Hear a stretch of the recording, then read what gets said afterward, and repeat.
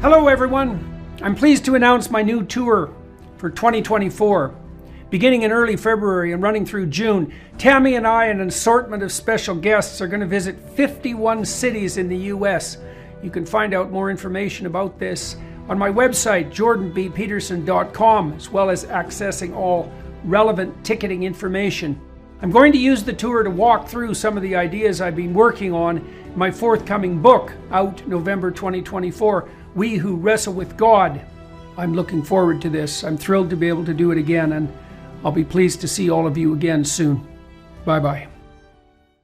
I think almost all postmodernism is a form of projection. And so when they suggest that all narratives are about power dynamics, I think what they are saying is they wish to use their narrative as a power dynamic. Narrative, they understand, is the thing that drives human beings. And so what they do is they read their own willingness to drive human beings via a narrative like victim-victimizer into every narrative. So it must be that every narrative is driven by an underlying power substructure because their narrative, they believe, is driven by an underlying power substructure.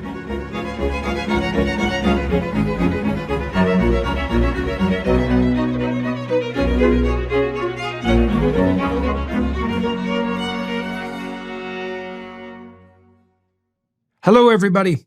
I'm talking today with Ben Shapiro. Ben and I have had occasion to speak privately and publicly a number of times, and he participated in the Exodus seminar that we released last year. We've been able to deepen and extend the dimensions of our conversation as we've progressed. Today, I'm going to talk to him about the counter-enlightenment, the realization across many disciplines that empiricism and rationality are insufficient processes and modes of conceptualization to orient us in the world. I think that's an established fact now, and it's a revolutionary fact. It means that we see the world through a story. And so Ben and I are going to talk about just exactly what that means, not least about the fact that the left, in particular, the radical left, has insisted that the fundamental story that the world should be viewed through and is inevitably viewed through is one of power.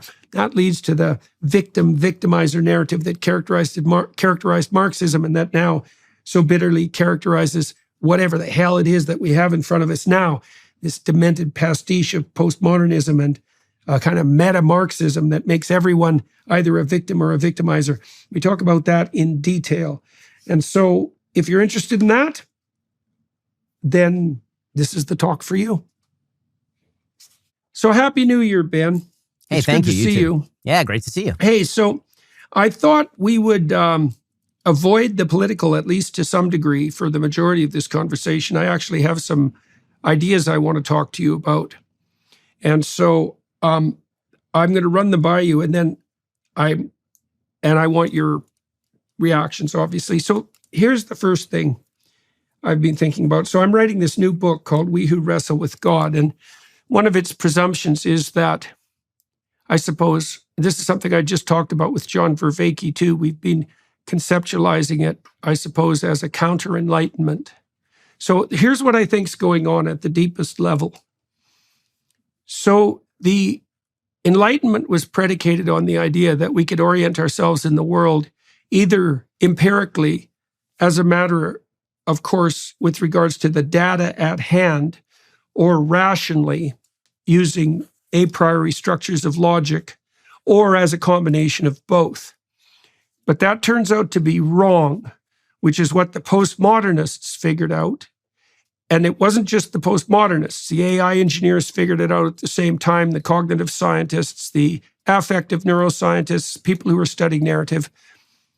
The fundamental problem with the empirical and rational hypotheses, start with empirical, is that we can't orient ourselves by the data alone because there's an infinite plethora of data. And there's no way of wending our way through the data without prioritizing it in terms of importance. And that can't be done using empiricism per se, or even rationally, because you have to specify a goal, you have to bring in the domain of values. Now, my hypothesis is, at the moment, working hypothesis, is that this structure that we use to prioritize the facts so that we can navigate forward is, when described, a story. A story is a representation of a hierarchy of attentional priority. Now, the reason this is revolutionary, I think, is because it puts the story back at the center of the stage. Okay, so I'd like your comments about that first, and then I'll turn to the next part of this. I mean, I think that that's totally true.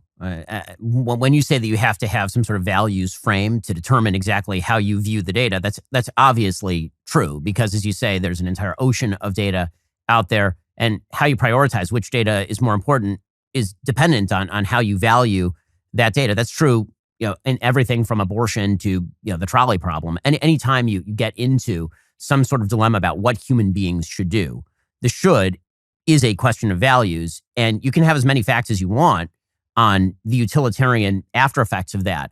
But even the questions of utilitarianism are dependent on questions of values at the end. Yeah. And that's why utilitarianism as a sort of standalone philosophy tends to fail. And when you say that the fill in there is story, because story is a representation of values in an easily understandable way, that is absolutely true. I mean, the fact is that what a story is by nature something that is being told to you. And there's something deeply human about that. When someone tells you a story, you don't tend to question the story in the way a journalist would question a story. When someone says, I'm going to tell you a story now, you listen all the way through to the story with reliance on the storyteller. And that innately is an act of faith. And so when you do that, what you're really saying is that I'm assuming the set of values for the sake of this story. I'm assuming the set of values that undergirds and is embedded in the story, and then we can operate from those premises. And what makes a story good or bad to pretty much everyone is our innate understanding of the underlying coherence and values that are embedded in the story. Oh, okay. So that touches on a couple of other things that I think have become much more clear recently too. So I was playing with Chat GPT yesterday, and I have a employee, used to be a student, who's an expert at large language models. Now, the way that large language models work essentially is that they calculate conditional probabilities. And so you could imagine that there's a pretty high conditional probability that an S will follow an E, for example, if you look at how letters are segregated, and a very low probability that X will follow Z. And so you can model words based on the statistical likelihood of the juxtaposition of letters, and then you can model word-to-word correspondences, and then word to phrase, and phrase to sentence, and sentence to sentence, and paragraph to paragraph. And the large language model AI learning systems derive a picture of the statistical relationship between words at pretty much every level of possible statistical relationship. So it's not just word to word like the old Markov chains. It's word to fourth word, and word to fifth word, and word to 10th word. And we actually have no idea how deep the models go. The answer is they go deep enough so that the output that they produce is sufficiently indistinguishable from human output so that we find it acceptable as such. That's really the criteria. But this is very cool, Ben, because when I talked to Sam Harris, one of the things he said to me repeatedly, and he said such things to other people, is that our interpretations of narratives are arbitrary. So he kind of goes postmodern on that front, is that if you're trying to interpret biblical stories, for example, all you're doing is reading into them, right? It's a projection, that the story as such has no intrinsic meaning. But I think that this is not only wrong, but now demonstrated to be wrong, because what the AI LLM systems can do is map out the relationship between words and concepts statistically. So now we have an empirical validation for the Freudian or Jungian notion of symbol. So yesterday, for example, one of the things that I've noted in stories, you see this in Disney movies, for example, is that a character like a witch, which is from a Jungian perspective, a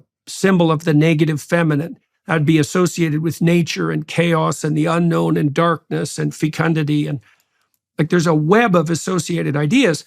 And you might say, well, those associations are just arbitrary. But now we can say, well, no, they're not, because if you look into the entire linguistic corpus, you can map out the semantic distance between concepts. And that means that there's going to be clusters of concepts, and a cluster of concepts is no different than an archetype or a symbol. And so now we have at hand the possibility of an empirical mapping of such things. And we've been playing with these systems. So we've designed systems, for example, that can interpret dreams. So you can type in your dream and the system will tell you what it means. You might say, well, that interpretation is just arbitrary. And I would say it's not arbitrary at all. Every image in a dream exists within a framework of meaning. The meaning is something like statistical distance from a web of associated meanings. If you flesh out that web of associated meanings, that's no different than delving more deeply into the substructure of the dream. That's no different than a formal analysis of a text, that a real literary critic whose mind has been shaped in some ways the same way that an LLM model has been shaped would so someone with a great corpus of literary knowledge is going to be able to perform the same kind of analysis as an LLM. And none of that's arbitrary. Okay, so the reason I'm pointing to all this is twofold. So you tell me what you think about this. So let's say that we've reached a kind of revolutionary agreement that the story is primary. So there's an implicit framework of value weights through which you look at the world. That constitutes your character and your ethical presuppositions. If I told a story about if I gave an account of how that pattern made itself manifest in the real world, that would be a story. And I can infer from the story what your weights are, and I can use them to adjust mine. Okay, so let's say that all seems appropriate. And I don't think it's just appropriate. I think this has been absolutely demonstrated in multiple disciplines simultaneously in the last 30 years, and that it's culminated in the large language model demonstration, which is an unbelievably compelling demonstration. Okay, so let's say now we've agreed that the story is primary. Now, that's what the postmodernists basically concluded in the 1960s. But here's what they did. They said the story's primary, then, which was a great observation and a brilliant deduction. But then they said, and the primary story is victim-victimizer, right? And that's a strange twist on the Marxism that most of them were already encapsulated in. Now, I've been criticized for my views on postmodernism, my assumption that it's a form of Marxism. And so here's what I think Marxism and postmodernism share, and here's how I think they're different. And this is a good thing for conservatives to know, because so they share the victim-victimizer narrative. And that in itself isn't Marxist. That's a variant of the story of Cain and Abel. It's the ancient way of viewing the world through the lens of resentment. And Marxism was a variant of that. Now, the postmodernists dispensed with Marxism, and they did that partly because people like Solzhenitsyn showed how brutal and catastrophic by necessity Marxism became. Now, with all those French postmodernists, they were steeped in Marxism. They didn't want to give it up. So they kept the victim-victimizer narrative, and they turned it into something multidimensional, right? That would be the intersectional postmodernism, where you can be a victim or a victimizer on any dimension of comparison and all of them simultaneously. So it's like a meta-Marxism. It's like the full flowering of bitter resentment. But here's the difference. And this is so stunning. It just hit me hard this week. The Marxists insisted that the primary dimension of victim-victimizer, and really the only one worth considering, given their universal human vision, was economic. And the bloody postmodernists put that at the bottom of the intersectional hierarchy. So weirdly, although they accepted and propagated the victim-victimizer narrative, they inverted the hierarchy so that, see, you can think about someone like Claudine Gay. Like, there's no way you can make the case that Claudine Gay was oppressed economically. In fact, economically, coming from a rich family, as she did, she's clearly a victimizer. But that doesn't count because for some incomprehensible reason, maybe and this is where I would particularly like your comments. The postmodern victimizer types, they abandoned the economic issue. That's why poor white people can't be oppressed, even though, I think the most compelling case you can make for the victimizer narrative is on the grounds of economic inequality. Now, I'm not saying you can make an overwhelmingly powerful case for it even there, but if you were going to make a case, that would be, you got to give Marx credit for at least identifying that as perhaps the cardinal dimension of potentially tragic inequality. So what do you think about that? The prioritization of Marxism or the victimizer narrative as the cardinal orienting story of mankind, and then this weird inversion of Marxism that characterizes the radicals that we see today. I mean, I certainly think that there's a lot of support for that idea, right? There are a lot of philosophers who, for example, have treated Marxism not as an outgrowth of a capitalist economic theory, but actually as a sort of perverse and twisted outgrowth of a misread of Christianity. That Christianity suggesting that the meek will inherit the earth, but on an economic level, the meek aren't inheriting the earth. Therefore, there must be some form of class exploitation that's going on. And so reading Marxism as a weird offshoot of Christianity rather than a weird offshoot of capitalism is sort of one way of seeing that in a misread of Christianity. Nietzsche actually did some of this, right? Nietzsche actually sort of suggested this when he treated Christianity as a perverse version of a victimizer or victim narrative that replaced the idea of good, strong, and beautiful, and weak, nasty, and terrible, right? That his moral prism was the idea that just because something is good and strong doesn't mean that it's necessarily bad. And he was creating what I think is a perverse view of Christianity as arguing against that, and then creating a victimizer narrative in opposition to that. When you talk about the postmodernists, I think one of the things the postmodernists are doing is I think almost all postmodernism is a form of projection. And so when they suggest that all narratives are about power dynamics, I think what they are saying is they wish to use their narrative as a power dynamic. Narrative, they understand, is the thing that drives human beings.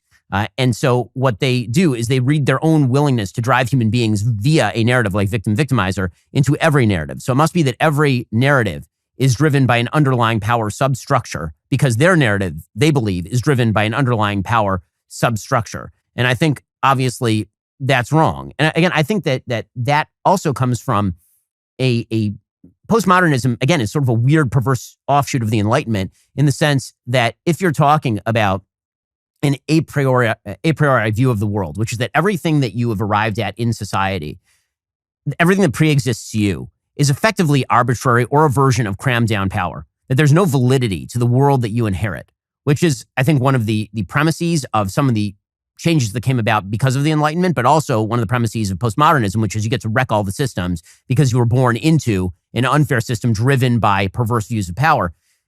That's the great lie. And so postmodernism has to have its own narrative. I mean, this, of course, is the great kind of meta failing of postmodernism, is that in its desire to destroy all narratives as forms of power, they have to derive their own narrative in order to do that, right? Postmodernism is self-defeating on the very root intellectual level, but that doesn't mean that it's not effective. And again, I think a lot of this lies, a lot of the Enlightenment, the post-Enlightenment, a lot of this lies in, frankly, a perverse misreading of biblical narratives. So let me touch on that one. Okay, so I just wrote about the parable of the unjust steward. Now, it's a very interesting parable. So the story is about this employer, essentially, and he has an employee, a servant, but an employee for all intents and purposes. And he threatens to fire him for misusing his funds. And the employee goes out to some of his subcontractors and he offers them this deal where if they pay off a certain proportion of their debts immediately so that he has some money so that he can move forward in good faith, apart from this side deal with his employer, then everything will be set straight. And so he does that and he generates enough capital to satisfy his master. Now, there's a certain dishonesty in his maneuverings, but Christ says to his followers that the children of darkness essentially are sometimes wiser than the children of light, and that there's some utility in serving mammon properly, as long as you don't prioritize that over services of what is to the highest. It's a very, very interesting parable.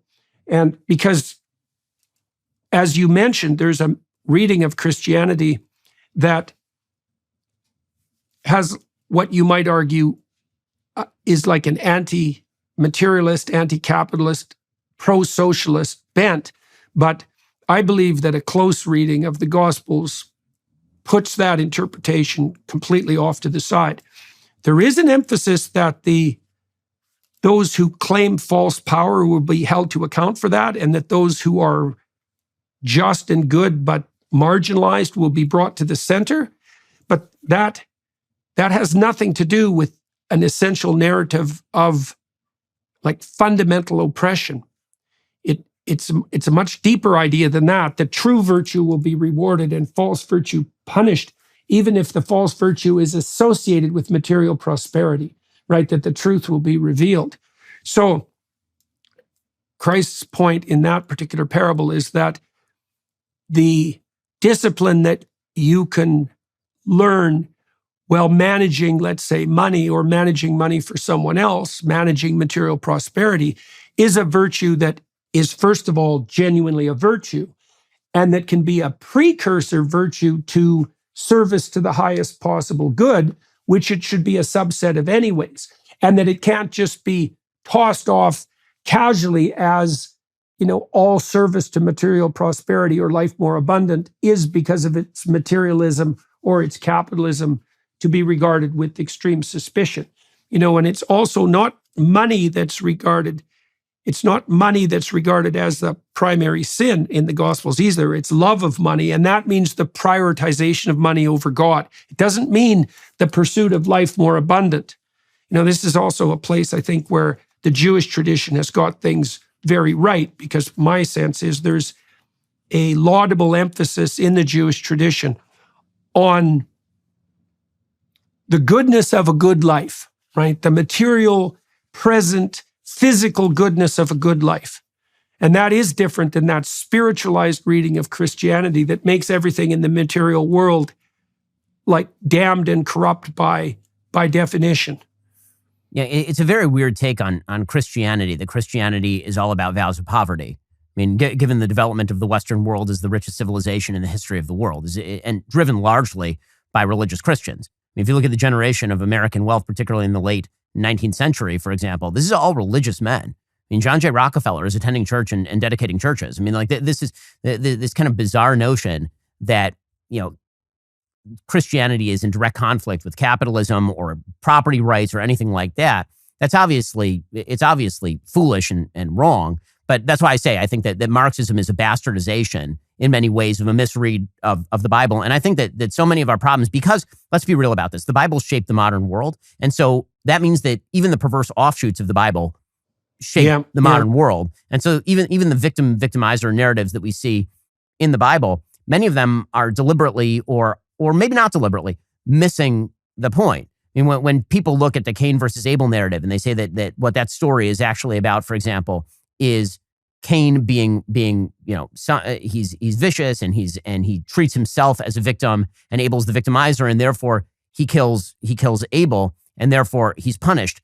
The reality is what that story is about is him recognizing the sin of that. I think that the Cain and Abel story, what's fascinating about the Cain and Abel story is everybody misses the end of the Cain and Abel story. The very end of that story is not just Cain going wandering in the wilderness. It's that he's the first person in the Bible who actually does repentance before God. He says, I've sinned. And then God marks him with the mark of Cain. And the mark of Cain is meant to protect him, right? The mark of Cain is not meant to mark him for murder.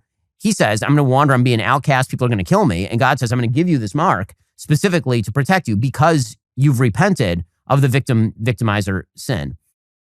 America is currently experiencing an invasion. A lot of people coming in from Uzbekistan, Afghanistan, Iraq, Syria. Is there a fair bit of gang affiliation among? Always. These people are just crossing the border illegally, waving their hands in the air at our cameras, saying, hey, here I am, come get me. We're no longer the border patrol, we're the welcome patrol. The #1 site in America for fentanyl trafficking across the border. And if Joe Biden remains in office, it's only going to get worse. I'm Ben Shapiro, and this is the Divided States of Biden, invasion on the southern border. Watch now on Daily Wire Plus.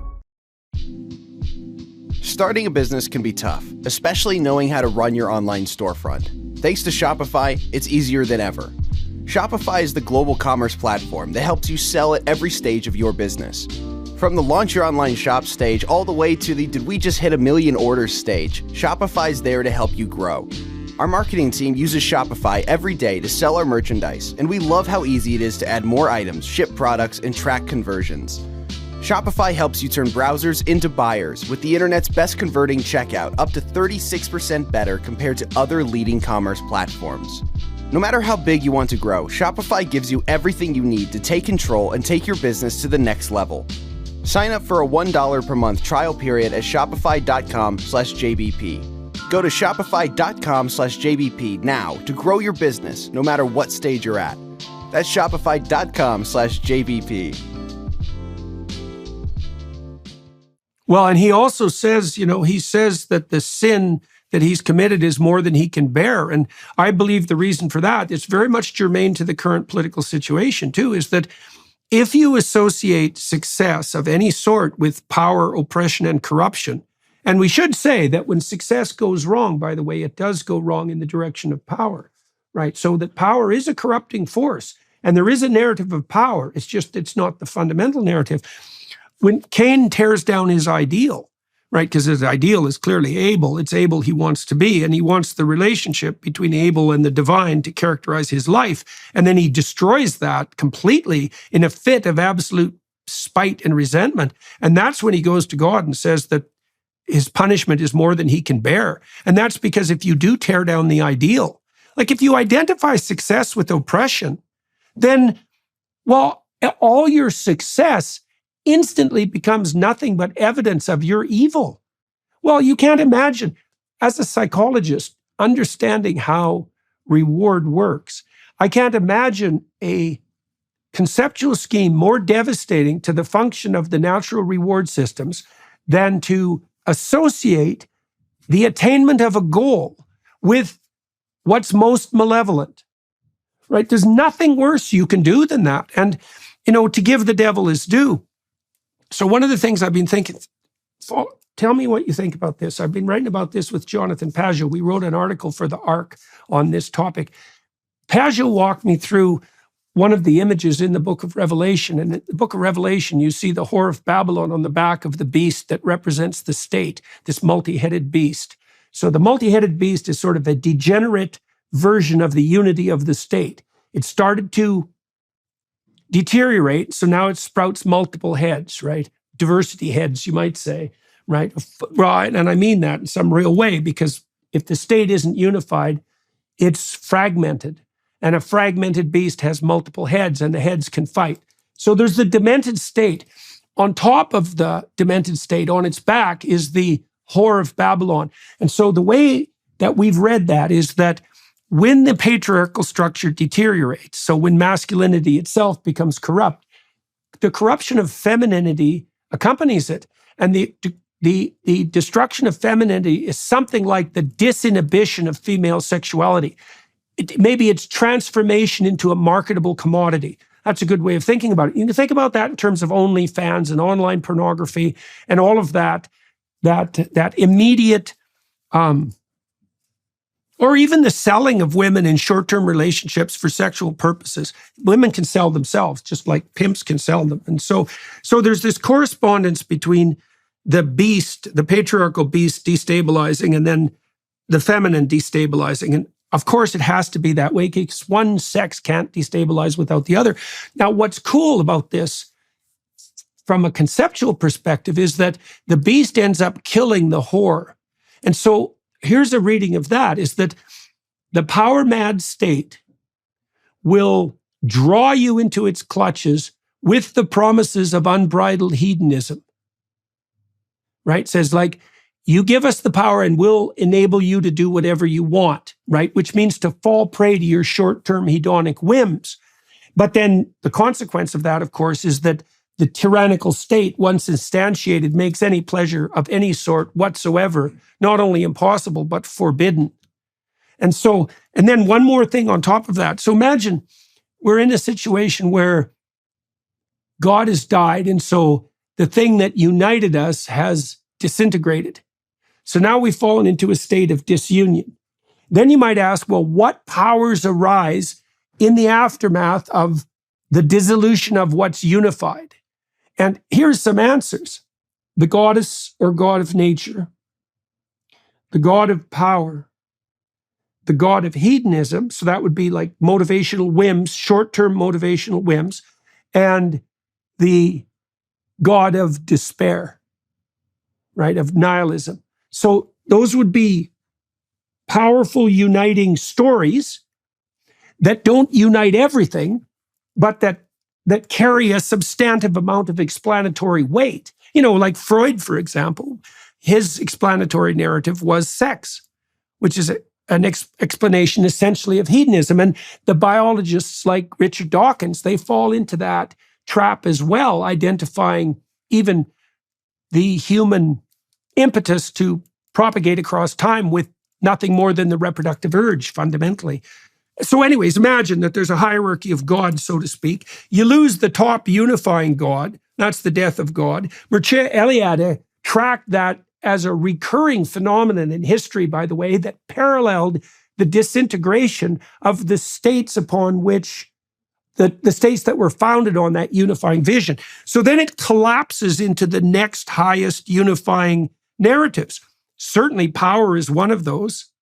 Hedonism is one of those. And then they have an alignment. There's another twist on that too, which is that one of the things you might ask yourself is, why would you want to pursue power? And the answer would be, well, so I can compel other people to do things. And then you might say, well, compel them to do what? And then the answer to that's got to be something like, well, I want them to do what I want them to do. And so that way, power becomes the handmaiden of hedonism. And I think we see that in the modern radical leftist movements as well, because they are characterized by an unholy union of absolutely licentious hedonism and this insane insistence that power rules everything. And as you pointed out, that also justifies the use of power. I mean, I think that's also the only promise that the left in this context has been able to fulfill.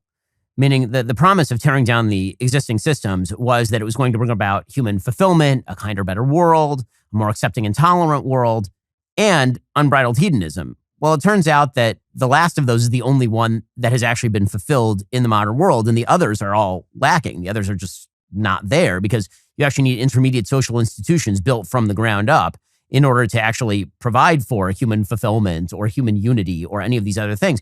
But what you can do is if you wreck all the intermediate institutions and you turn everybody into an atomized individual, you can certainly guarantee them the pursuit of whatever hedonistic pleasure is available. But that's only for a time. I mean, as you mentioned, at a certain point, if there is to be any unifying factor at all, the power is going to have to crush that too. Because, I mean, and this is what Orwell says in 1984, essentially, is that if the hedonic will exists in opposition to other wills, it cannot be a Rousseauian general will. Right? There can't really be a Rousseauian general will to just giant hedonic pleasure. Eventually, those hedonic pleasures come into conflict with one another. Right, eventually. exactly. That's exactly why. Well, they're also there's another reason too. So even technically speaking, the hedonic drives are primordial. Sex, for example, or aggression. And one of the things that characterizes primordial drives, apart from their power and their multiplicity, which can put them in conflict, as you said, is their short-term nature. So one of the things Pajot has walked through with me is, this is a very smart idea too. So imagine that the unifying structure of the meta-narrative deteriorates, and what you get emerging are a variety of states of potential domination by hedonistic whims, emotions and motivations fundamentally. Now, they're very short-term in their orientation because they want what they want in a single-minded way. That's what a cyclops is, by the way. They want what they want in a single-minded way, and they want it bloody well now. And they want it for the person in question. Now, the problem with that is that what I want now for me is not the principle upon which any social relationship can be founded, right? Because if it's for me only now, which is, by the way, the identity claims of the radical leftists, right? If it's for me now, it's certainly not for my wife. It's certainly not for my children or my parents. It's not for the broader community. Like, there's no there's no productive, generous, reciprocal altruism in atomized individualism. And so then it can't survive. So one of the things we are seeing, I talked to Louise Perry about this too, on the sexual revolution front, is that even without government suppression of sexuality, let's say, what we're seeing is a wide-scale abandonment of sexuality, such that this is particularly true in Japan and South Korea. I think it's 30% now of young people in Japan and Korea under the ages of 30 are virgins. We see it now that half of women in the West are unmarried at 30. Half of them won't have children, and 90% of them will regret it.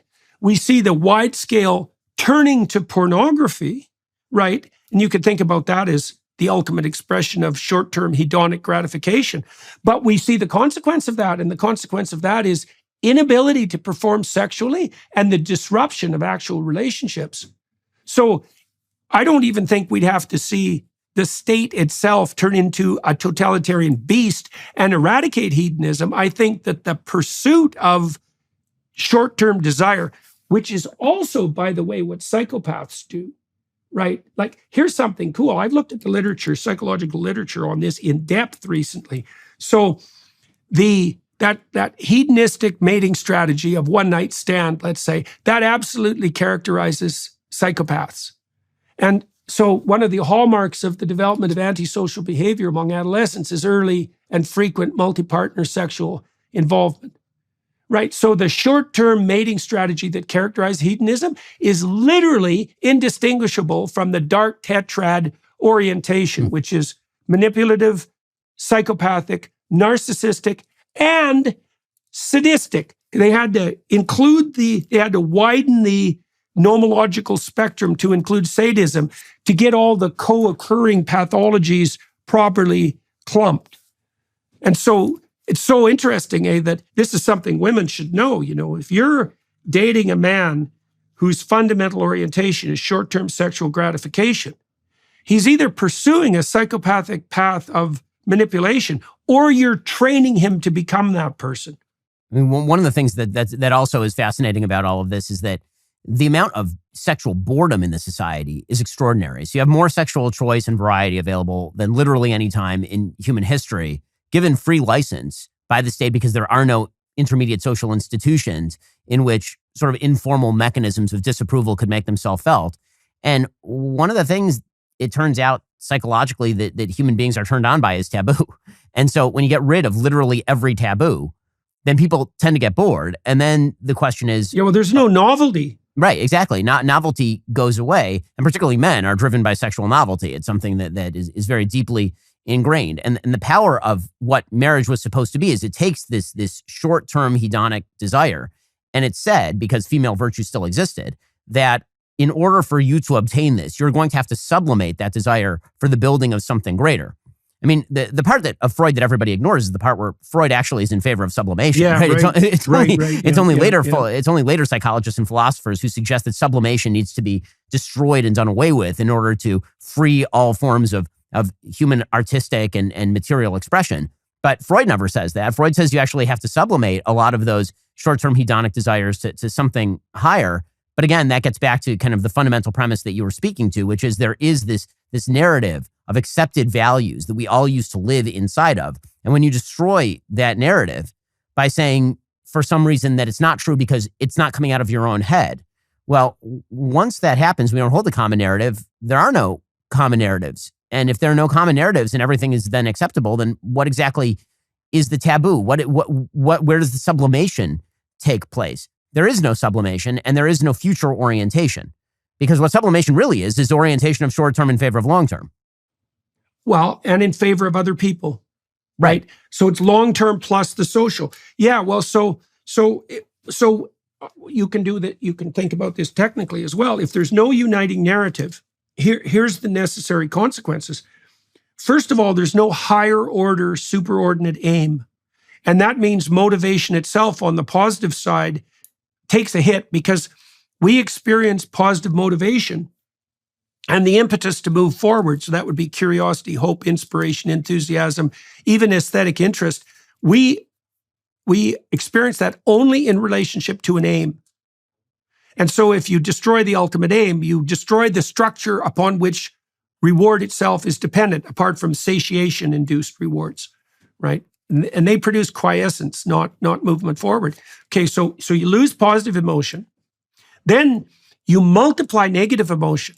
And the reason you do that is because one of the things that constrains your anxiety response, which is actually a calculation of the entropic distance to a given destination, technically, is if you produce a multiplicity of aims, then you increase anxiety proportionately. Now, there's probably some optimization function so that like a choice between 3 aims is great and a choice between 100 is devastating.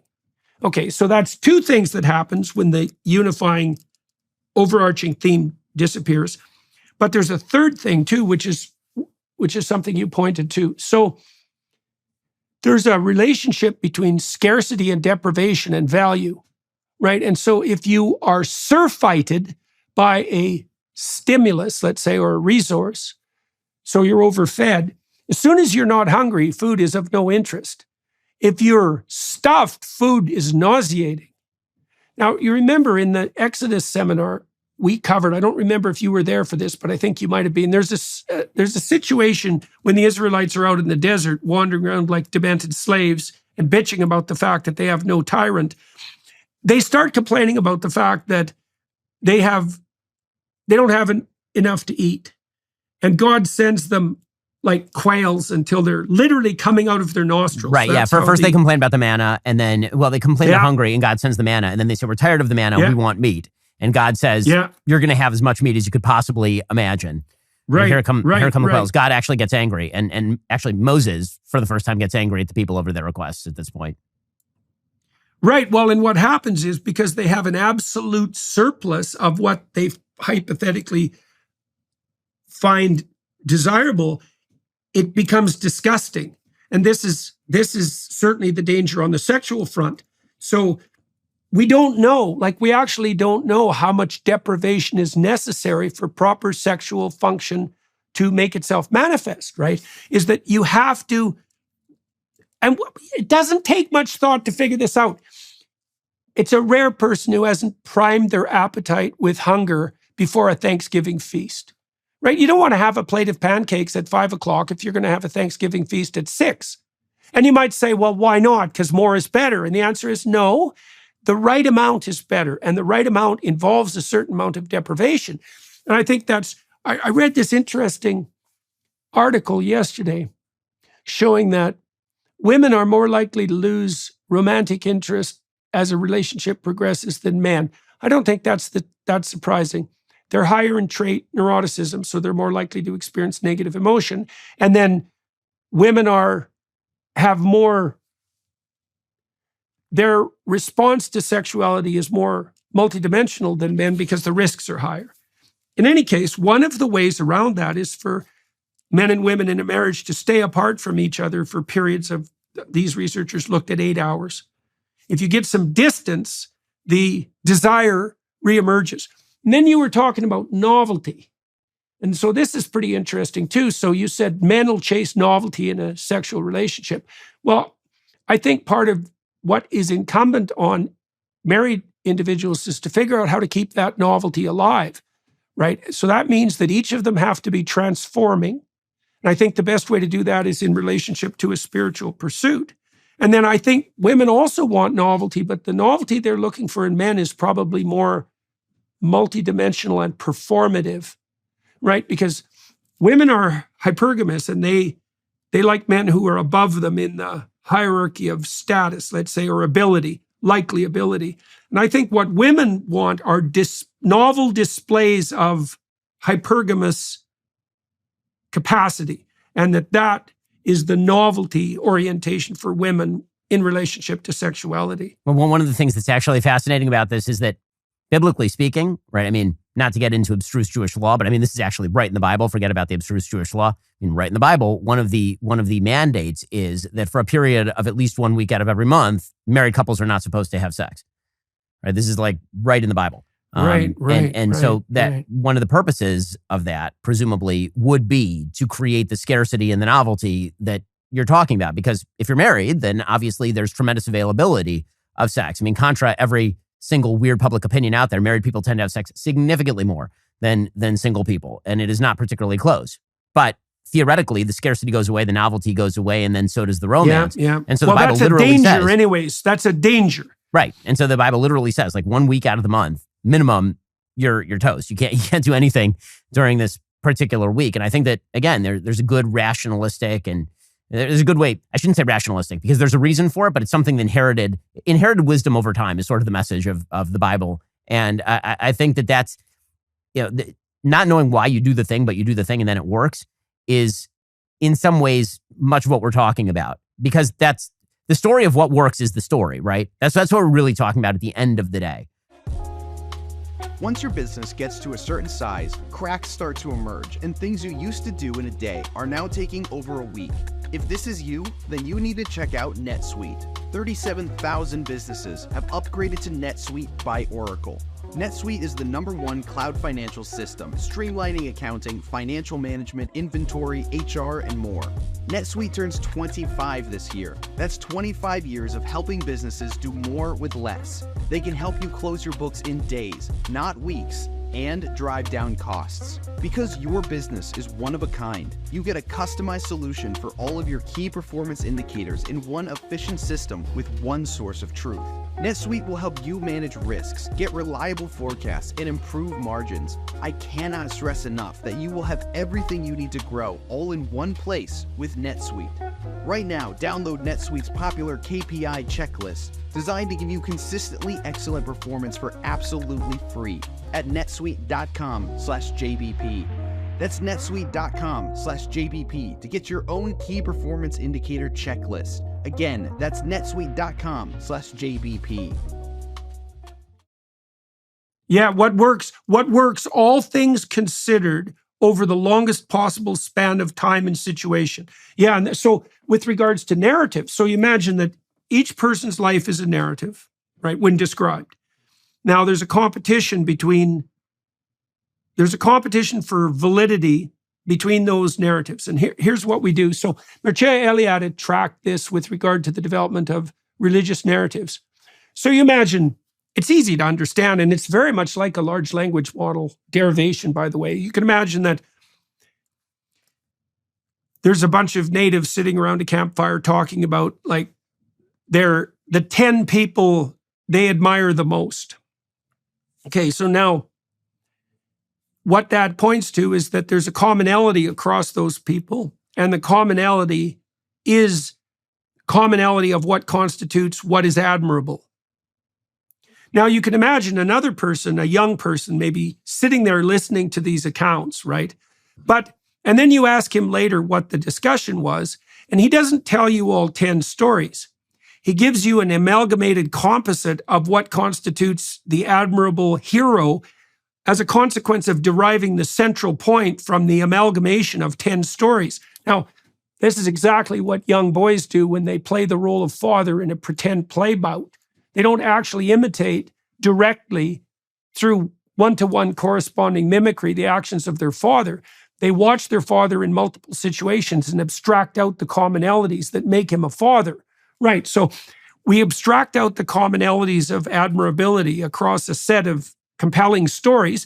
Those stories echo to us because they attract our interest, right? So that's the correspondence between the archetype and the soul. That's a good way of thinking about it. And then you can imagine that as the hero stories aggregate and increase in sophistication, that their transcendent nature starts to make itself more and more manifest, because you get a pattern that's been applicable across many generations and situations. And so this is also the answer to the problem of pathological consensus. Like it's a conservative dictum that you should do, by and large, what other people do. But obviously that goes astray in times like when we're possessed by idolatry and ideological idiocy. Nazi Germany, Maoist China, Stalinist Soviet Union, and all modern universities, let's say. So then you might say, well, we still need the consensus. And what has worked and what we've observed to work is a consensus. What do we do if that goes astray? And the answer is, well, we also have the consensus that's developed across time. And the consensus that's developed across time is instantiated in our traditional narratives. So they're an anchor that can be used to resist movement, let's say, in a pathological direction when the consensus itself goes wrong. That's what it looks like to me. And I think that's associated with the vertical axis of Mount Sinai symbolically, as well as the horizontal axis that really does constitute something like a consensus. So, Jordan, I wonder what you think about this proposition that's occurring to me while you're talking, which is that one of the great failures that we're experiencing in modern society, obviously, is a failure of conversation. That there's a difference between verbal and oral learning and just reading things, and that as we become a society where we don't talk to each other as much, that one of the things you lose about the narrative is the person who's telling you the narrative.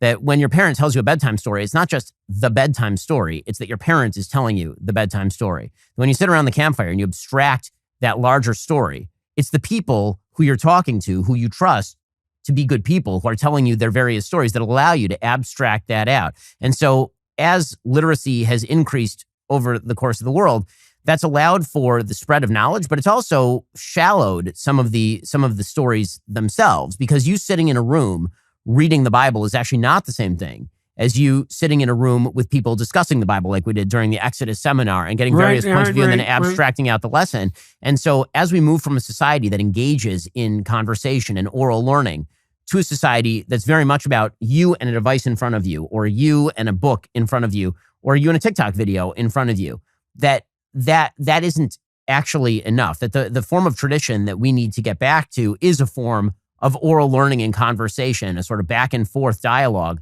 that allows us to actually understand the narratives in a powerful way. Otherwise, you do end up with the postmodern dilemma of, I'm sitting there and I'm reading a text that I just discovered and I'm bringing whatever my prior biases are to that text. You actually do need a teller of the tale in order for you to fully understand what's going on with the tale. You point to a bunch of things there. So one is, okay, so let's blame some of this on the Protestants and their insistence that the biblical corpus per se is sufficient. Now, one of the huge advantages of that was the promotion of literacy worldwide. So we're going to give the devil his due, but it does have the problem, the twofold problem that you just described. The first problem, Jung pointed to this, the first problem is that Protestant tends towards fractionation. And you can see that with the multiplicity of Protestant churches, because if it's just you and the text, there's an infinite number of yous. And I think the logical extension of this is the identity claims that the radical types on the hedonic left are now putting forward, right? I'm the interpreter. I'm the only interpreter, right? It's between me and God and no one else. It's like, well, that's great unless you're deluded, in which case the God that you think you're following might not be God at all. Now, then you might say, well, how might I determine whether the God that's calling to me is God or Satan, let's say? And part of your answer is, you had a twofold answer. One is, well, is the story being told to you by people, actual embodied people, that you actually respect as a consequence of your knowledge of, let's say, their ethical conduct? And the other is, well, is there an active and living discussion around such issues that's conducted by a group of such people? So, one of the things Pajot has helped me with a fair bit is understanding more deeply the role of ritual and congregation in the maintenance of social structure, but also in the transmission of the stories that need to be transmitted. As an academic type, and also as someone, let's say, as an intellectual prone to the temptations of the Luciferian intellect, it's very enticing for me to think that it can just be me and the text.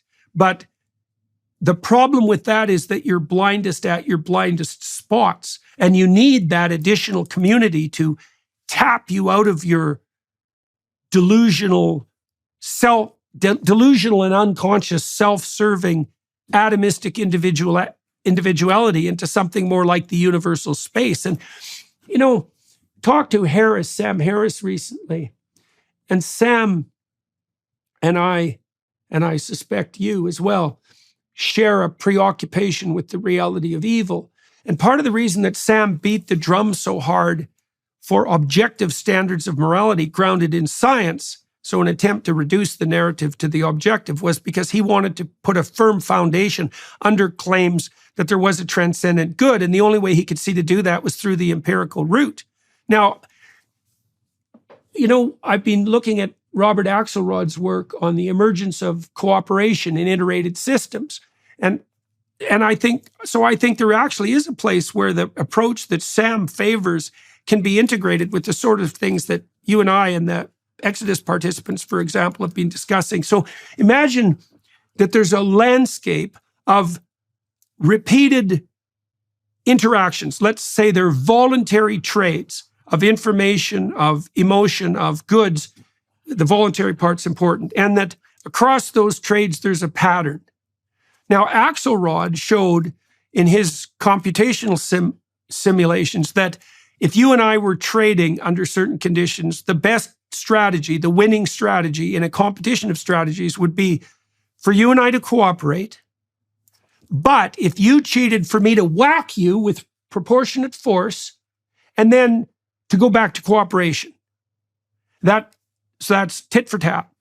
Now, imagine that our lives are characterized by a sequence of repeated trades in multiple dimensions with multiple players in a game of indeterminate length, and that there's a pattern of interaction that is optimal across that plethora of interactions. I think that the highest order narrative that grips us, so we'd find that compelling, that would be told by the people we admire, and that's in concordance with the biblical narrative, is a map of the strategy that works best in repeated interactions with multiple people across the broadest possible span of time. So that's a place where the empirical and the theological could reach perfect concordance. And, well, I think the evidence points in that direction. Yeah, I totally agree with all of that. And I also think that when you talk about, the fact that these narratives have to be told to you by people that you trust, that people who you consider to be virtuous and all the rest of this, I think that even people who don't advocate for that understand it innately, which is why attacks on the church, for example, are never attacks on the Bible. Those are not effective attacks, right? The sort of attacks that you see from Richard Dawkins, for example, about the text of the Bible, that never has any impact on people who are truly religious, because truly religious people exist within the context of religious communities. The most damaging thing to any institution is an attack on the people who comprise the institution and make the rules as non-virtuous and violative of the fundamental principles of that institution. This is why the attacks that have been most damaging to the Catholic Church have nothing to do with Catholic doctrine and everything to do with the activities inside the Catholic Church surrounding, for example, cover-ups of child molestation. It's why attacks on any institution are going to be the most telling, based on taking people who you previously thought were virtuous advocates for the system and bringing them low and tearing them down. And I think that one of the things that we've seen wholesale... Well, that's also okay. So that's also why. So in the gospel texts, Christ's fundamental enemies in the earthly world, so to speak, so excluding transcendent evil, are the Pharisees, the scribes, and the lawyers. So I've been going through those stories in depth. And so the Pharisees are moral hypocrites. They're the people. See, this is another way that we can sort these disputes out with people like Dawkins and Harris, because what they do is they identify the religious enterprise with the totalitarian proclivity. But that bespeaks a lack of differentiated judgment, because this is where I think the arrow hits its mark. The worst totalitarian hypocrites use the religious enterprise as the most effective disguise for their psychopathic maneuverings. And I think the separation of church and state is a protection against that. And we know this clinically to some degree, because if I'm a narcissist, a psychopathic narcissist, I'm going to claim victim status and milk the compassionate for all they're worth, being relatively callous myself and unfeeling in the presence of other people's pain, perfectly willing to manipulate that. And then I'm also going to proclaim, exactly as the Pharisees do in the gospel text, I'm going to proclaim my moral virtue to elevate my standing in the community. I'm going to pray in public like the protesters do. And I'm going to take the best seats in the synagogue, right? By parading around my moral virtue. And so that ties into what you're saying, because the most effective way of demolishing the traditional proprieties, the traditional endeavor, is to claim to embody them while using God's name in vain, while pretending moral virtue, oriented towards the highest, I'm saving the planet, while really, in reality, doing nothing but pursuing your own evil agenda. And so we could be wise enough to see the wolves in sheep's clothing, to see the totalitarians like the Iranian fundamentalists who use the religious enterprise to justify their own self-serving behavior, and then they milk it and they discredit it simultaneously. So that's like a truly malevolent act, right? It's only for you, plus it discredits what is holy. And that's praying in public. And there's tremendous amount of the gospel text devoted to insisting that that's a cardinal ill. And that's the same thing as using God's name in vain, the third commandment of Moses, right?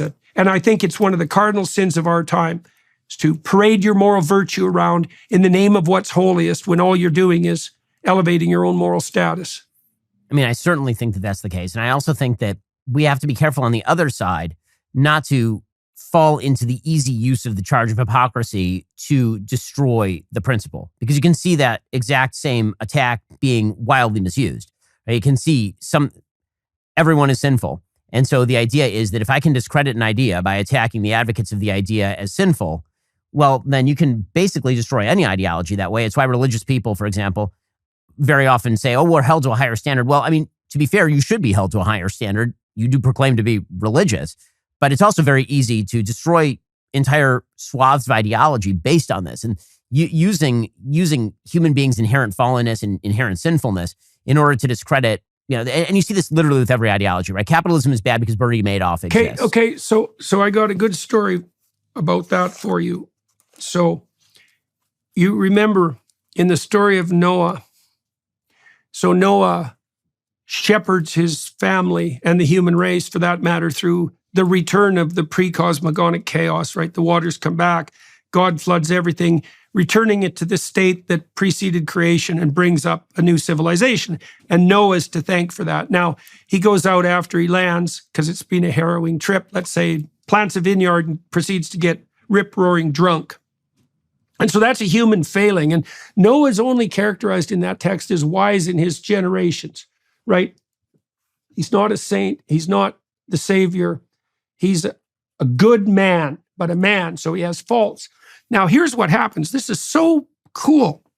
So he drinks like 3 gallons of wine and passes out, and he's stark naked. I think his robes are lifted up over his body, and he's laying there in his tent exposed and naked. And his son, Ham, comes along and has a pretty good laugh about how stupid his father is, which is a pretty damn ungrateful thing to do.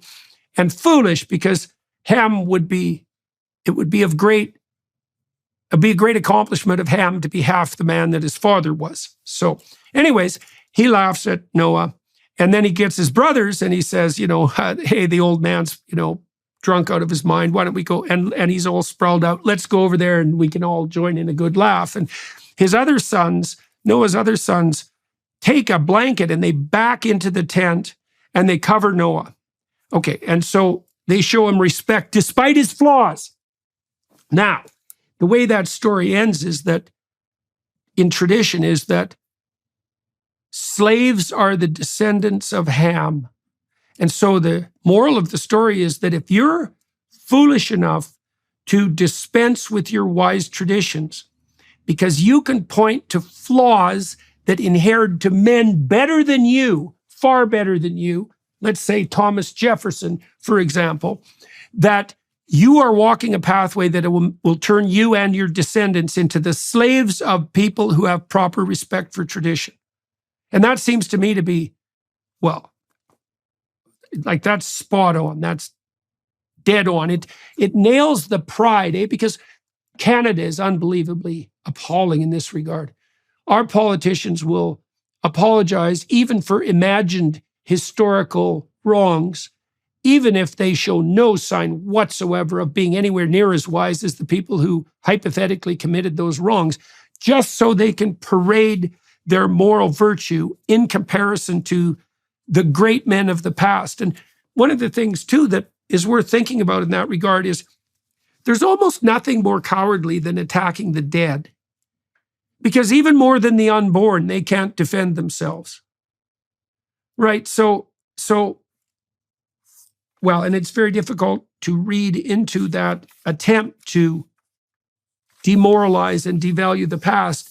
You can't read into that the attempt on the part of the people who are doing the criticism to be better people. You can read into that their willingness to condemn and make contemptuous, to redound to their unearned moral virtue. And that defines the universities now. All these bloody literary critics who are above the people whose works they depend on and criticize. All these art critics who have perverted the museums with their commentary on the hypothetical sins of the artists. That's exactly what they're doing. And it's very amusing to consider that, their destiny is going to be indistinguishable from that of slaves. I mean, one of the things that you're talking about here, again, gets back to that victim-victimizer narrative. The more successful you were as a human being, dead or alive, the more you are then targeted for your failings, because your success must be a sign of your oppression. And then that's really most of what we're watching right now, is the coalition of the supposedly marginalized who are coming together to destroy the thing that they hate in common, not because they have anything in common themselves, but because they believe that the reason they're marginalized is out of some sort of unfairness or pure power dynamic, as opposed to the fact that in a free society, the people who very often end up marginalized are the people who don't abide by the common rules of the society. And in a working society, those rules are good. Doesn't mean every rule is good, but it means that a lot of rules are pretty damn good. Look, Ben, it's also the case that the intersectionalists basically make this claim, even though they don't notice. Like, we could each find dimensions along which we were marginalized, and maybe still are, for that matter. I mean, within every human being, there are going to be dimensions of lesser attainment and greater attainment. And so there's some dimension along which we are comparative victims, right? And I mean, it's certainly the case as well, and the intersectionalists have this right to some degree, is you do run across people from time to time who appear to have very little going for them across very many dimensions, right? And their lives are genuinely difficult and hard. Now, I've met many people like that in my clinical practice. And I've also observed, and this is another error in the determinism that's characteristic of the victim-victimizer narrative and the Marxist and materialist approach to the world. You would expect that people who were marginalized on many dimensions simultaneously might harbor a certain amount of bitterness and resentment as a consequence of that, and a certain amount of justified hatred for the status quo. But my experience as a clinician has been that people who have been bitterly tormented they may be more likely to collapse altogether, but they also seem to be more likely to have the opportunity to derive an absolutely stellar character out of their misadventures, right? To conclude from everything that they have been subject to that taking on a role of the bully themselves, for example, if they were from an abusing family, is the wrong conclusion to derive from that example. And we know that this is true even mathematically, because if all abusers abused, it would take no time for every family to be characterized by abuse. So what you see in the clinical literature is that people marginalized by abuse, let's say genuine abuse, if you look at an abuser, someone who abuses their kids, they are statistically much more likely to have been abused as kids. But if you take the population of everyone abused in childhood, only a small proportion of them become abusers. Again, when you talk about the marginalized and the ability to rise up from that, it seems to me that very often the people who legitimately experience the hardship in life, as you say, the preconditions to success are sometimes there specifically because once the conditions for their marginalization are removed, if given the opportunity, they can succeed. What we're seeing in society is a self-enervation. It's people who are self-marginalizing, people who don't actually have any reason to claim marginalization or very little to claim marginalization, who don't have tons of obstacles. And then when they are unsuccessful, it is significantly easier to suggest that it must be some external force that is marginalizing me. This is how you fall into conspiracism, is by suggesting like, well, you've had you see this in Claudine Gay's, the essay in the New York Times where she's a victim of circumstance and she's been victimized by everybody. No one's had more opportunity in life than Claudine Gay, but it would be much harder for her because she's had all those opportunities to say, okay, well, the reason I'm failing is because of marginalization. And if I weren't marginalized, I would do X, Y, and Z. She can't really say that because she wasn't presented with the marginalization. When it comes to people being bullied and people who are being mistreated, I think one of the great lies that we're told is that the reason bullying has to stop is because if you are bullied, you are thus much more likely to be destroyed as a human being. I find that many of the most successful people I know, again, this is anecdotal, but many of the most successful people I know are viciously bullied as children. And in fact, use that as fuel to fire them to greater success because the idea was, okay, I do have to work twice as hard. But if I do that, then I am going to succeed. I think, in other words, there's a difference between labeling the entire system unfair and labeling the situation in which you live unfair. Those are two very different things. If the entire system is unfair, there's no way to fight against it. If the situation in which you currently are is unfair, the way to fight against that is to move beyond that particular situation. I think you would be hard-pressed to find a man or woman who hadn't been bullied. I'm thinking about a friend of mine who was a pretty tough kid. He ended up going off to work in the rigs when he was about 9, and he was a tough kid. I think he got kicked out of school when he was in grade 9. I mean, it was grade 10. I think he got kicked out of school, if I remember correctly, because he body checked the very well-built and strong gym teacher in a hockey game and then challenged him to a fight. So this was a tough kid. This gym teacher could do an iron cross, by the way. Like, it was a major feat for this 16-year-old kid to stand up to him. I'm not justifying it. I'm just pointing it out.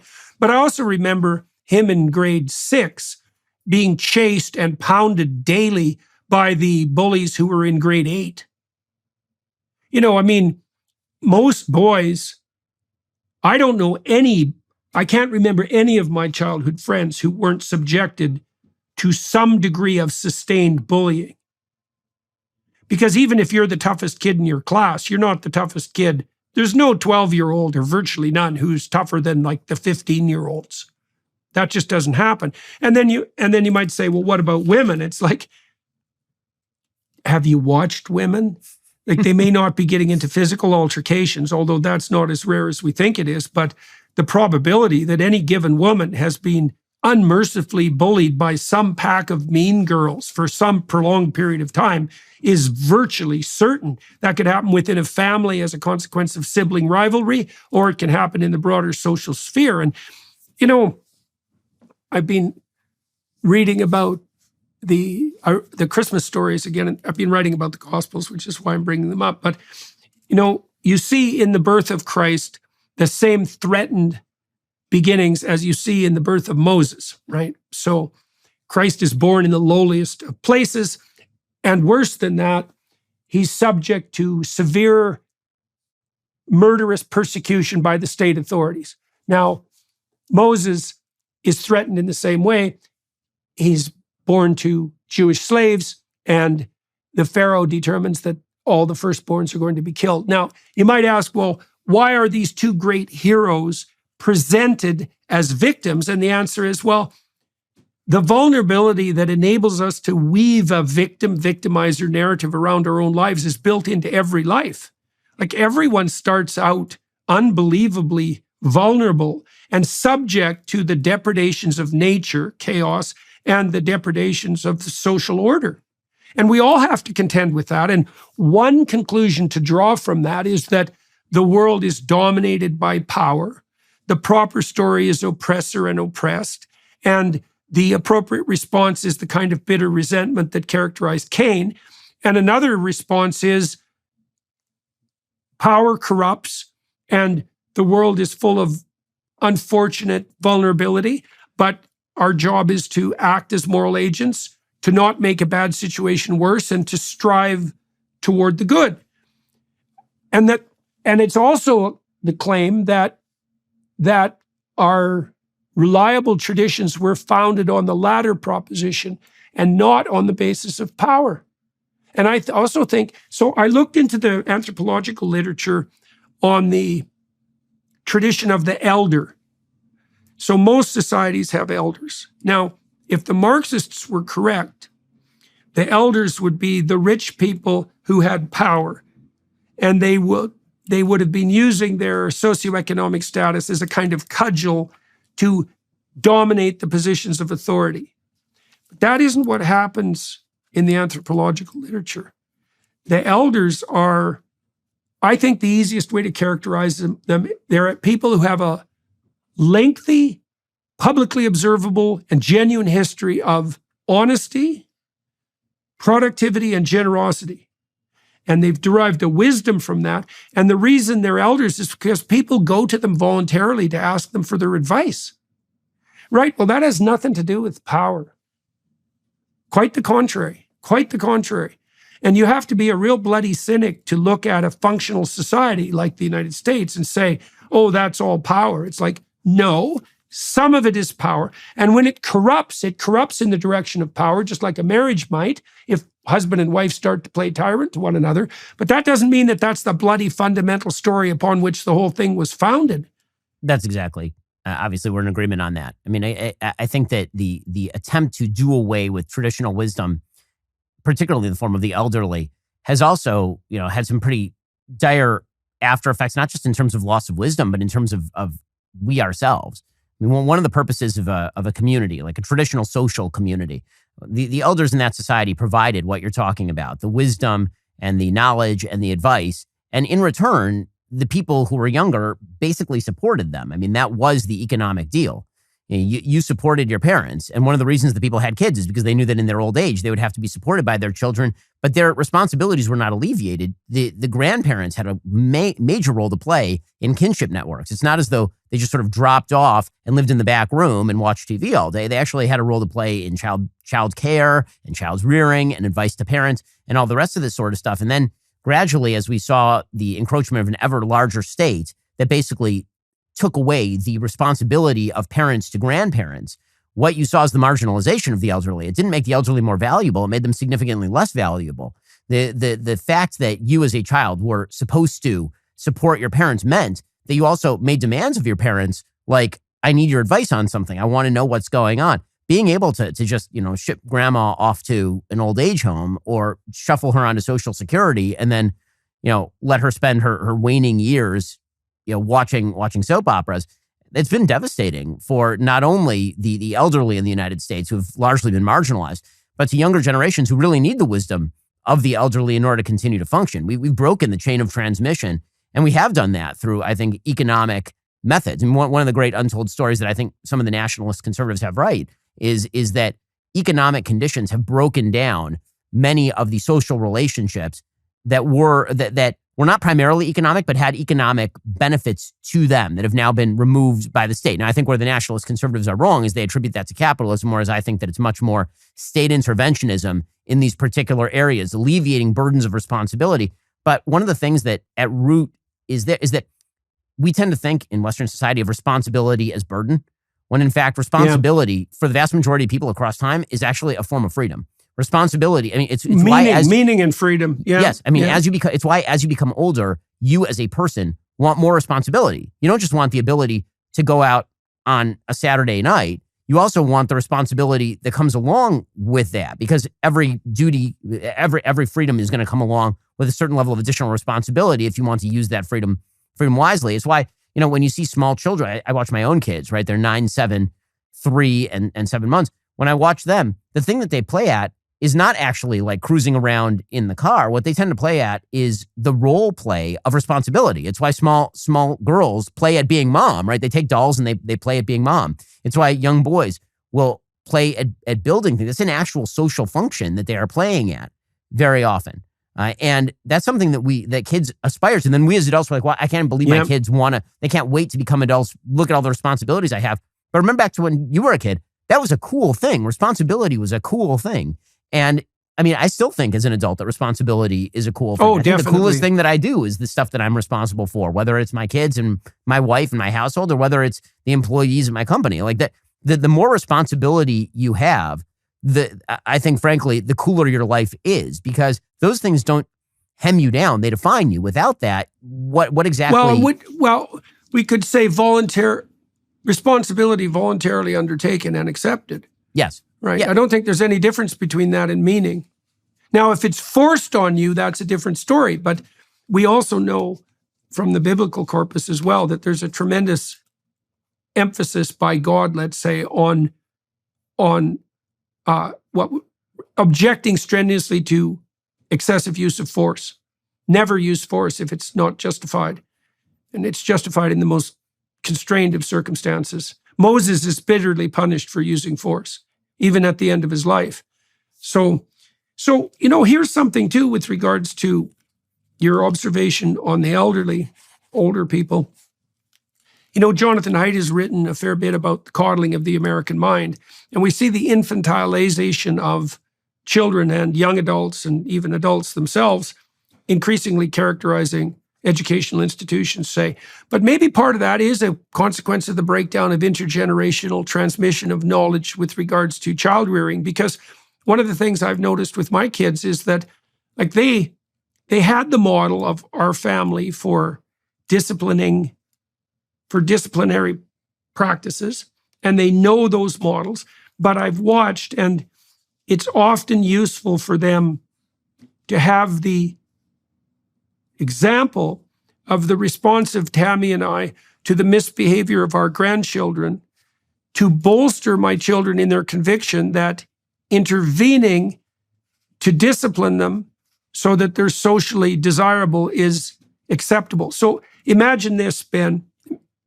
So the fundamental drive behind infant care is service to the infant, self-sacrificing service to the infant. And the rule is, if the infant manifests any displays of distress, that your primary moral obligation is to alleviate that. And that's 100% true for the first 8 months, let's say.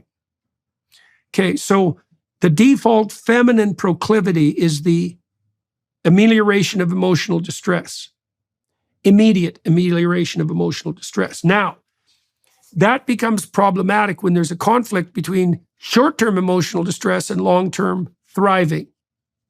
And you might say that the role of wisdom is to know when to step in to allow short-term emotional distress to be tolerated or even encouraged if the benefit is an increment in long-term adaptation.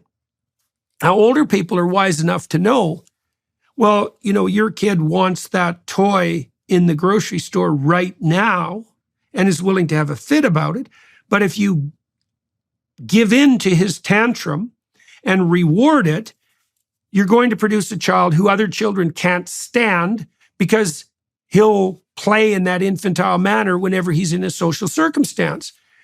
Now, you can model that with new parents and say, look, here's how you regulate the child's emotional distress. And you can say, and you want to do that so your child's well socialized so that everyone will like him or her so they can engage in productive reciprocal interactions. But I don't think you can do that with just advice. I think you have to model it.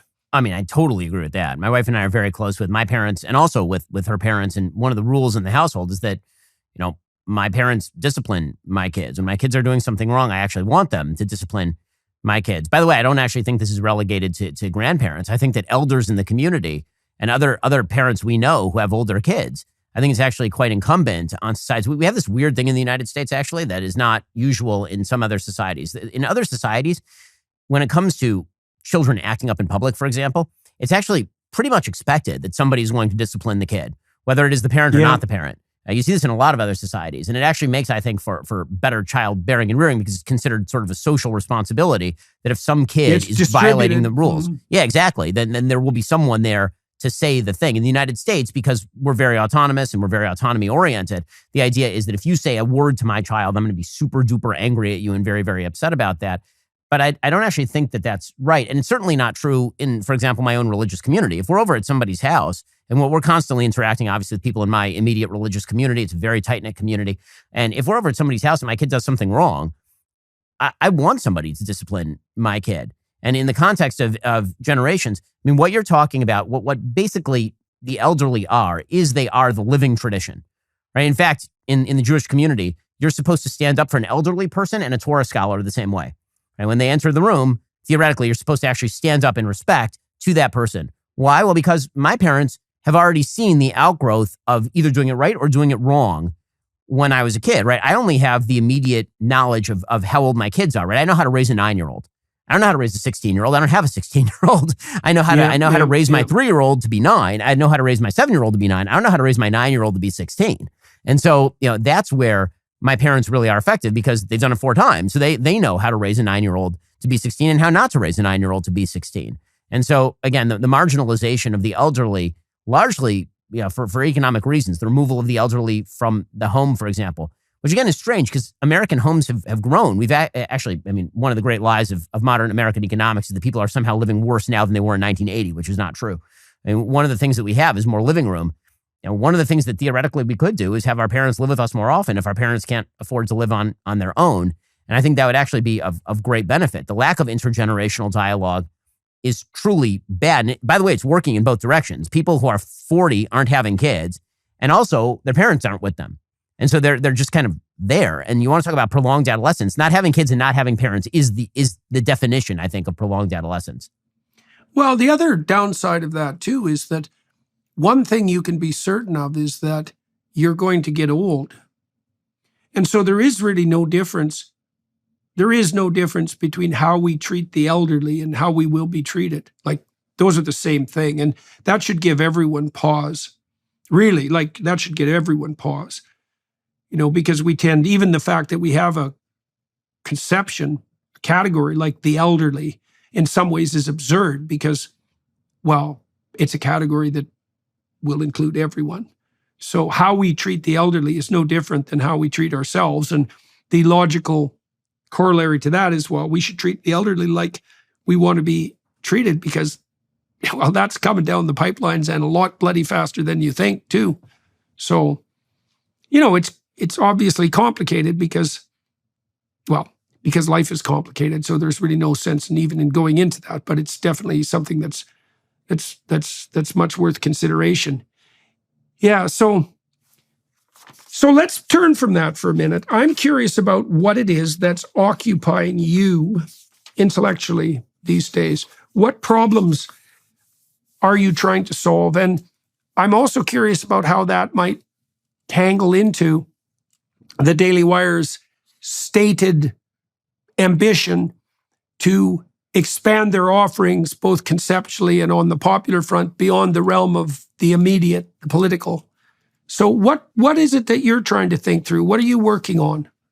So I'm working on a bunch of projects. Some obviously political. I just went down to the southern border to observe what's happening there, which is a full-scale disaster area, and foreign policy related. My thoughts very much these days are about where are the hotspots in the world. Where, if there were to be a larger war, where is that likely to break out? What are the trigger events likely to be there? The thing that occupies me, I think, most of the time these days is what are the principles that a society must pursue in order for it to maintain peace, health of its citizens, mental health of its citizens, the possibility of fulfillment of its citizens. I think that's the same stuff that occupies us all the time. And that manifests in a variety of contexts. But to me, one of the things that I'm seeing, I was talking about this with a friend a little bit earlier, is that in the political realm, which is where I spend most of my time, there's this bizarre situation where so much disillusionment has set in with politics. Normally, disillusionment sets in with politics because we feel that politics is broken with principle.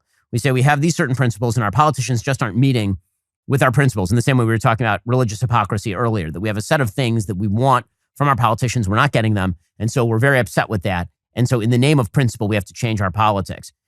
But one of the things that's I think happened is we're so disillusioned with politics that we've also actually become disillusioned with principles. And so I'm not sure where the potential unification is going to come from. Do we need to focus more on the principles or more on the politics? Because there's great fragmentation on both sides of the political aisle right now over principle itself. I think that, and this is in keeping with what we've been discussing in this interview, and I think it's in keeping with what we've been trying to do with this Alliance for Responsible Citizenship endeavor, is that I think we're in a moment of crisis, which is also why concentrated on the counter-enlightenment.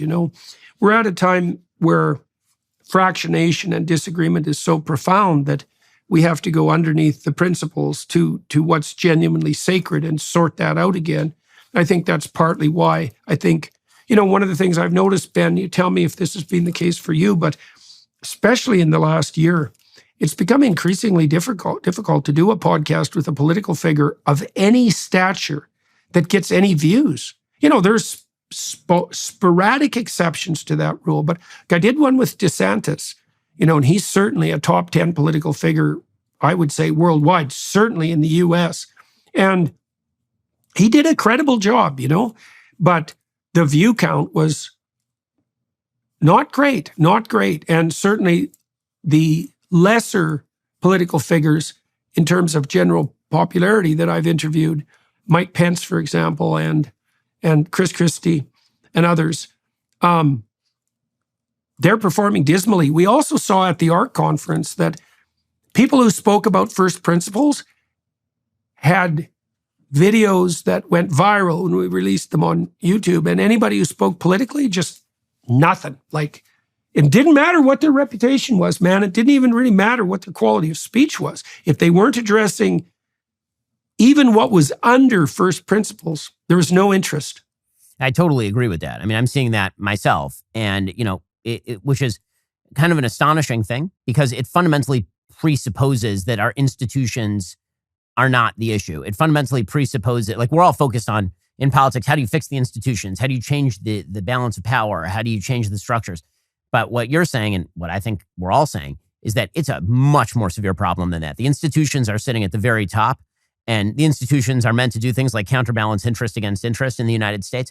But what if there's not even a broad-scale recognition of what interests are?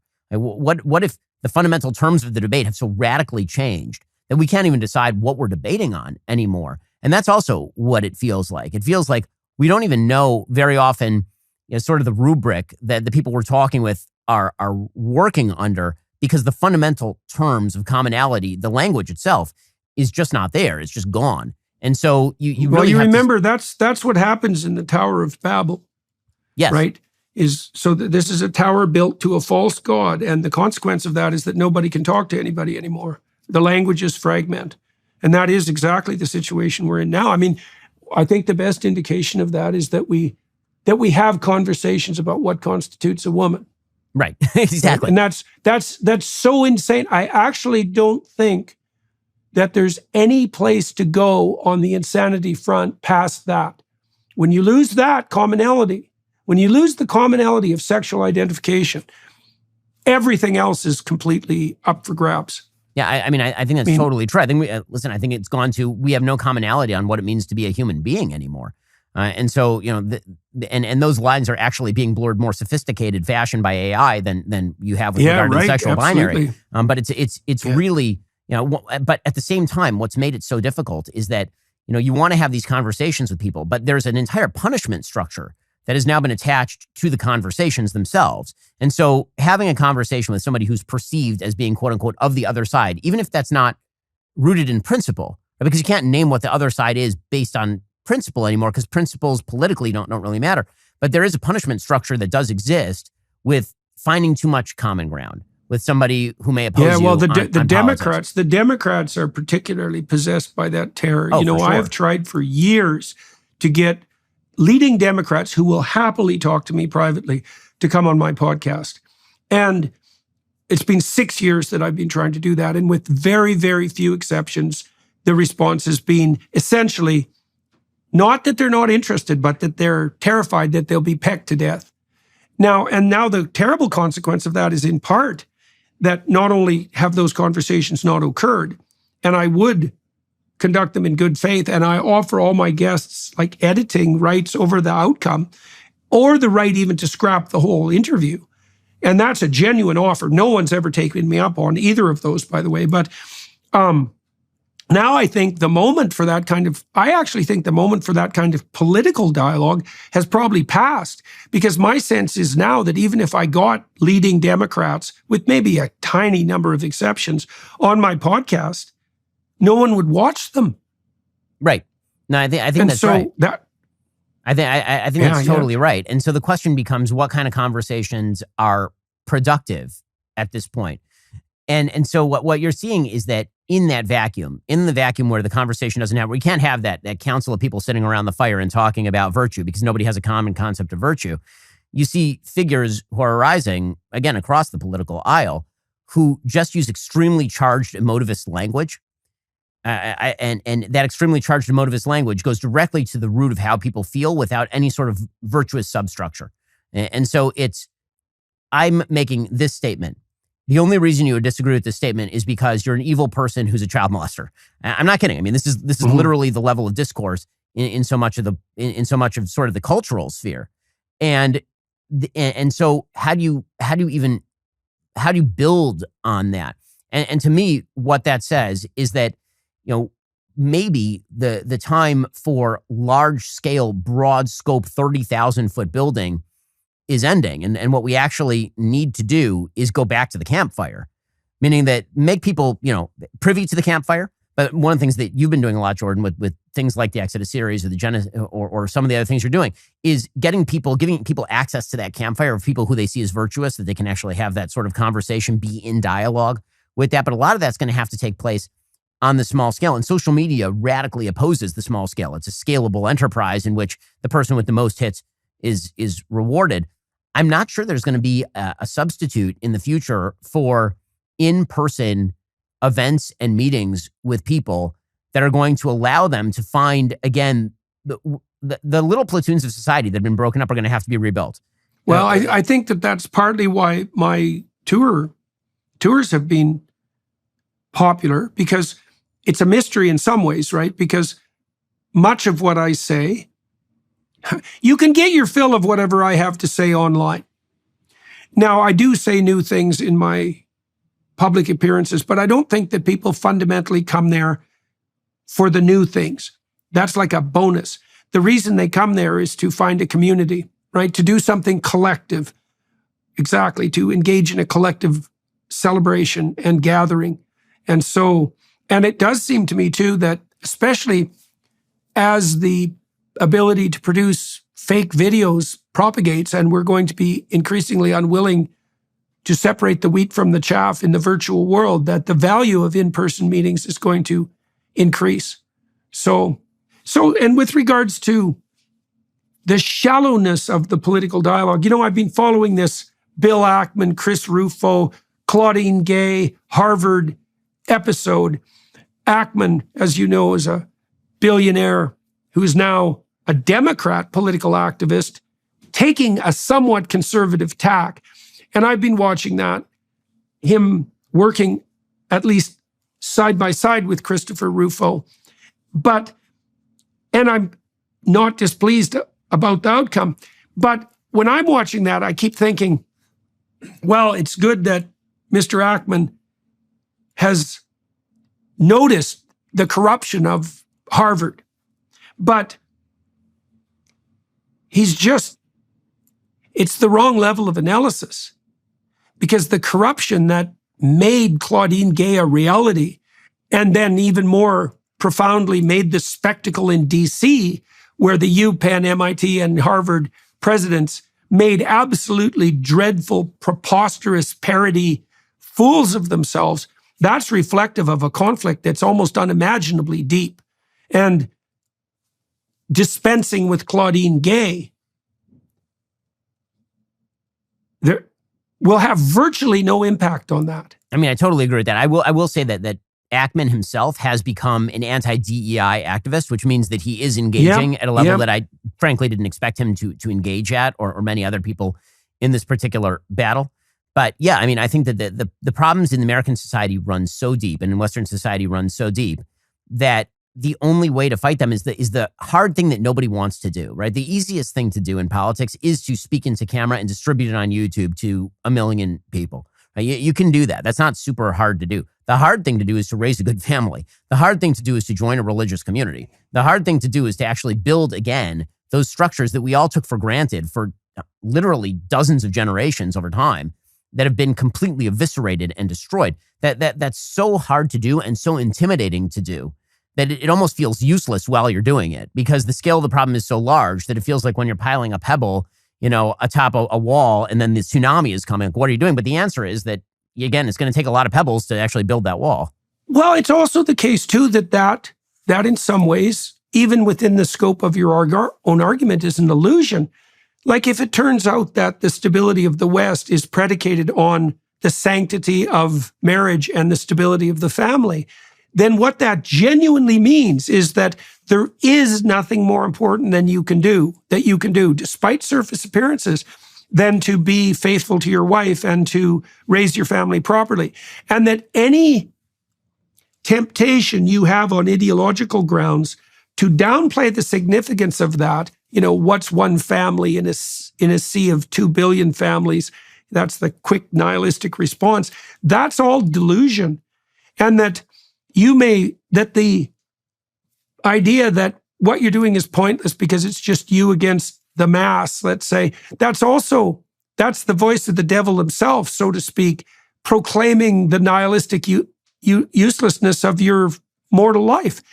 It could easily be, and I do believe this, I've believed this for many decades, is that there is literally nothing more important or effective than you can do than to get your moral house in order and then to build those subsidiary organizations around yourself that are predicated on that foundation. That all other pathways forward, in the absence of that, lead nowhere.